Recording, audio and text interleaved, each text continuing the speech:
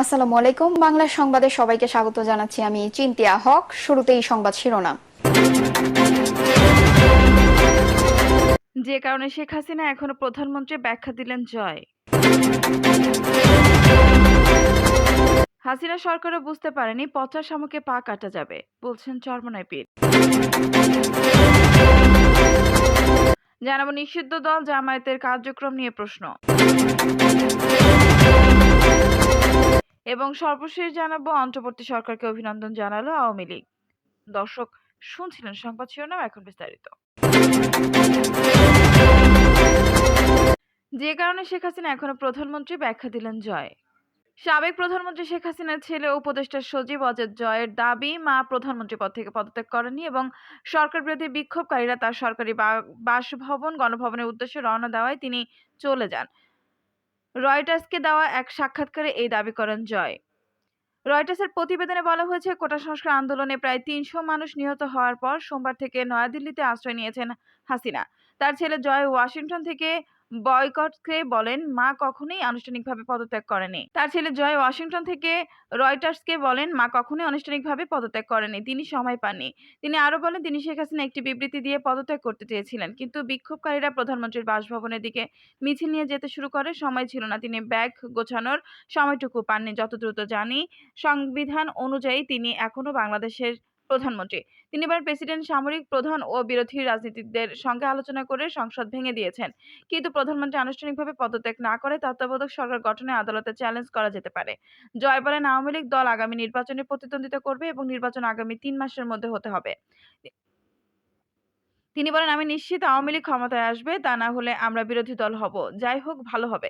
তিনি বলেন, বাংলাদেশের জাতীয়তাবাদী দলের বিএনপির প্রধান খালেদা জিয়ার সাম্প্রতিক বক্তব্যে তিনি উৎসাহিত হয়েছেন, যেখানে বিএনপির প্রধান বলেছেন, হাসিনা পালিয়ে যাওয়ার পর কোনো প্রতিহিংসা দেখাবেন না।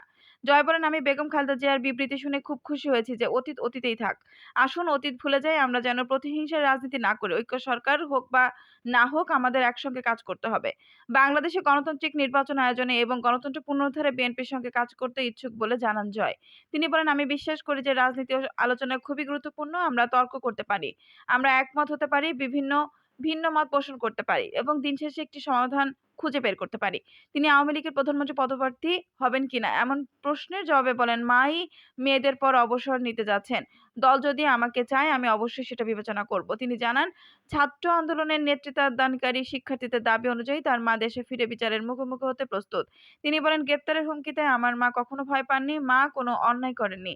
তার সরকারের লোকেরা বেআইনি কাজ করেছেন, তার মানে এই নয় যে মা তাদের আদেশ দিয়েছেন, তার মানে এই নয় যে মা এর জন্য দায়ী। বিক্ষোভের সময় মানুষকে গুলি করার অনুমতি দেওয়ার জন্য সরকারের কারা দায়ী সেটা তিনি বলেননি। একটি সরকারের অনেক বড় যন্ত্র দাবি করে জয় বলেন, যারা দায়ী তাদের বিচারের আওতায় আনা উচিত। মা কাউকে আন্দোলনকারীদের উপর সহিংসা করার নির্দেশ দেননি। পুলিশ সহিংসতা বন্ধ করার চেষ্টা করেছিল, কিন্তু কিছু পুলিশ কর্মকর্তা অতিরিক্ত শক্তি প্রয়োগ করেছে। তিনি বলেন, আমি সেই আলোচনায় ছিলাম এবং আমার মাকেও বলেছিলাম যে আমাদের অবিলম্বে ছাত্রলীগকে বলতে হবে হামলা না চালাতে, সহিংসতা বন্ধ করতে। আমরা সেই পুলিশ কর্মকর্তাদের সামরিক বরখাস্ত করেছি যারা শিক্ষার্থীদের উপর গুলি করেছে। আমরা যতটা করতে পেরেছি করেছি, যোগ করেন তিনি। তিনি বলেন, চাইলেই তিনি দেশে ফিরতে পারেন। জয় বলেন, আমি কখনোই বেআইনি কিছু করিনি, তাহলে কেউ আমাকে আটকাবে কেন? রাজনৈতিক দলগুলো কোথাও যাচ্ছে না, আপনারা আমাদের নিশ্চিহ্ন করতে পারবেন না। আমাদের সাহায্য ছাড়া, আমাদের স- সমর্থক ছাড়া আপনারা বাংলাদেশে স্থিতিশীলতাও আনতে পারবেন না, যোগ করেন তিনি।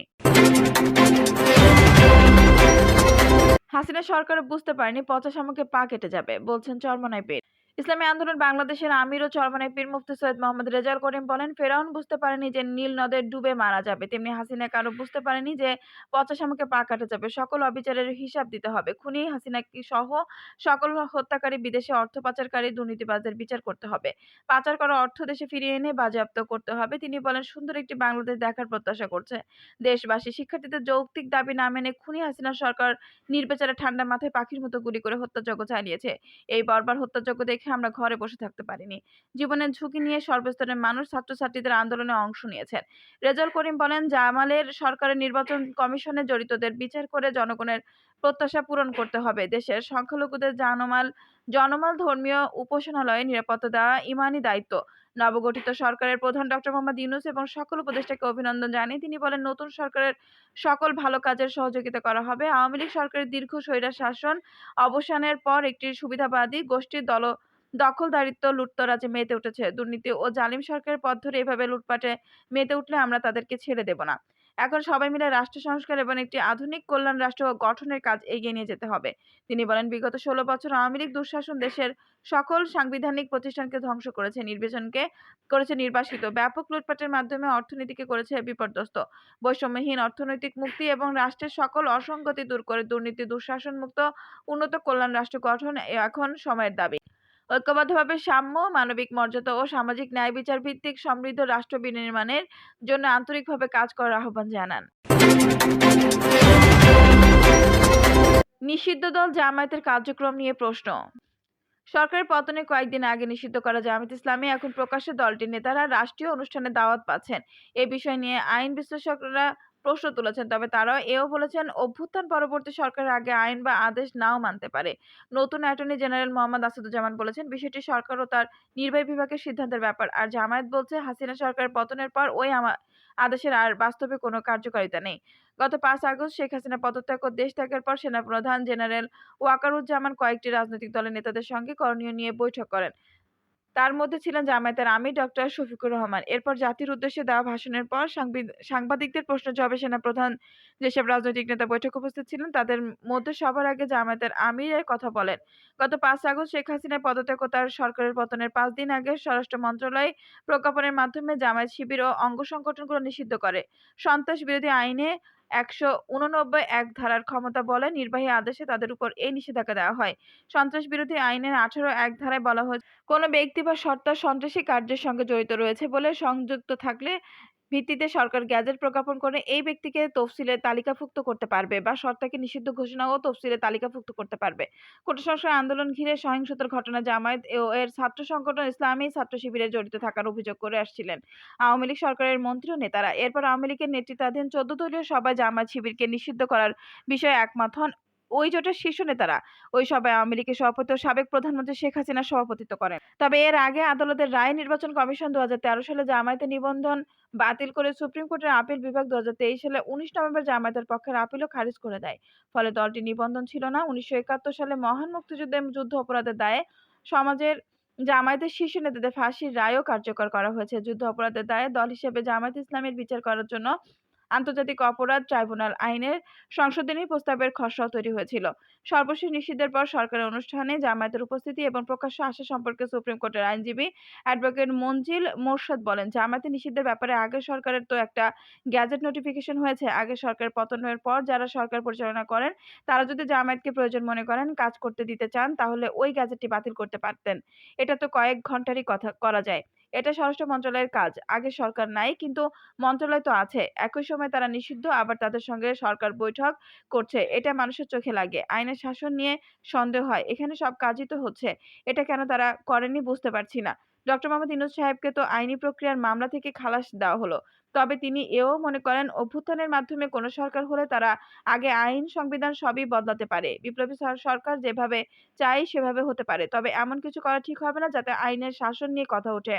একই ধরনের কথা বলেন ব্যারিস্টার সারোয়ার হোসেন। তিনি মনে করেন সরকারের পতনের কারণে জামায়াত নিষিদ্ধ করে যে প্রজ্ঞাপন তা মূলত অকার্যকর। তারপরও যে সেটা বাতিল না করে জামায়াতকে এভাবে গুরুত্ব দেওয়া সবই ভালো চোখে দেখছেন না। হয়তো সেনাপ্রধান সরকার পরিস্থিতি সামাল দিতে এটা করেছেন। মানবাধিকার কর্মী নূর খান বলেন, ছাত্র জনতার আন্দোলনে যে পর্যায়ে জামায়াতকে নিষিদ্ধ করা হয়েছে সেটাকে আমি অগণতান্ত্রিক মনে করছি। আইনের চেয়ে বড় কথা হলো প্রয়োজন। এখন দেশের শান্তি শৃঙ্খলা বজায় রাখার জন্য সমাজে কোনো বিভক্তি রাখা যাবে না।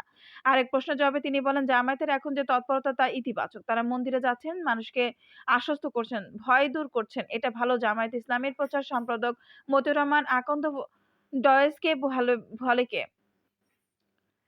জামায়াত ইসলামীর প্রচার সম্পাদক মতিউর রহমান আকন্দ ডয়েচে ভেলেকে বলেন, ৩টি কারণে জামায়াত নিষিদ্ধের পতিত সরকারের আদেশে এবং আর কার্যকর নেই। প্রথমত, সরকার বলেছিল কোটা সংস্কার আন্দোলনকে ঘিরে যে সহিংসতা তার দায় জামায়াত শিবিরের। সেই আন্দোলনই সরকারের পতন হয়েছে। শেখ হাসিনা পালিয়ে গেছেন। দ্বিতীয়ত, সরকার পতনের পর সেনাপ্রধান বৈঠকে জামায়াতের আমিরকে আমন্ত্রণ জানিয়েছেন। ভাষণে তিনি জামায়াতের আমিরের নাম গুরুত্বের সঙ্গে বলেছেন। তৃতীয়ত, বঙ্গভবনের রাষ্ট্রপতির সঙ্গে বৈঠকে জামায়াতের আমিরকে আমন্ত্রণ জানানো হয়েছে।